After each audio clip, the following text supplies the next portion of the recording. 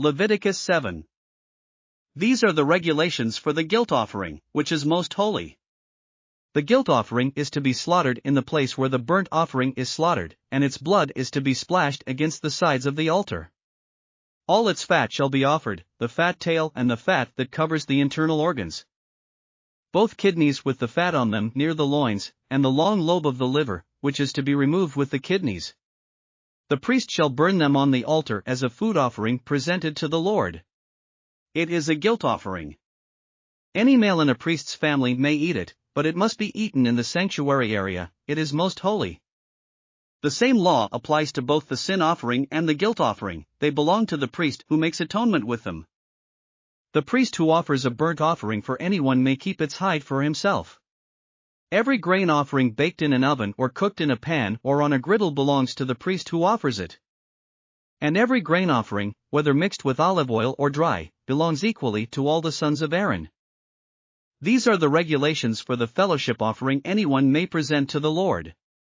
If they offer it as an expression of thankfulness, then along with this thank offering they are to offer thick loaves made without yeast and with olive oil mixed in, thin loaves made without yeast and brushed with oil, and thick loaves of the finest flour well kneaded and with oil mixed in. Along with their fellowship offering of thanksgiving they are to present an offering with thick loaves of bread made with yeast.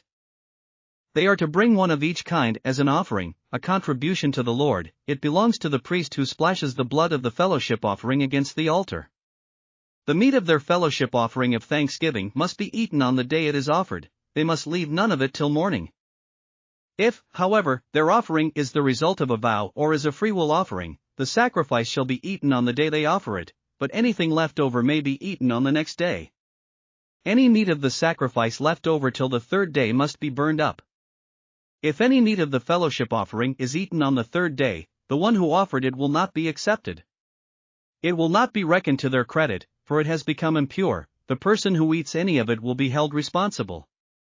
Meat that touches anything ceremonially unclean must not be eaten, it must be burned up. As for other meat, anyone ceremonially clean may eat it. But if anyone who is unclean eats any meat of the fellowship offering belonging to the Lord, they must be cut off from their people. Anyone who touches something unclean, whether human uncleanness or an unclean animal or any unclean creature that moves along the ground, and then eats any of the meat of the fellowship offering belonging to the Lord must be cut off from their people. The Lord said to Moses, "Say to the Israelites, do not eat any of the fat of cattle, sheep, or goats. The fat of an animal found dead or torn by wild animals may be used for any other purpose, but you must not eat it.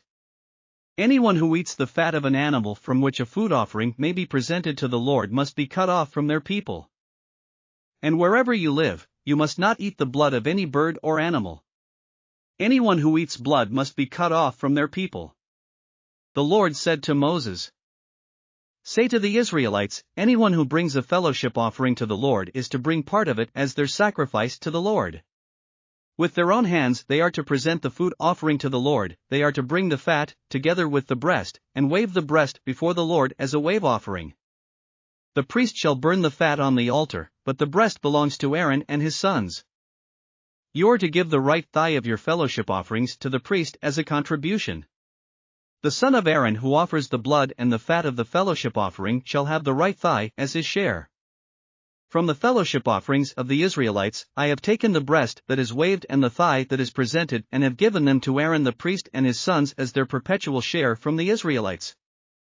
This is the portion of the food offerings presented to the Lord that were allotted to Aaron and his sons on the day they were presented to serve the Lord as priests. On the day they were anointed, the Lord commanded that the Israelites give this to them as their perpetual share for the generations to come.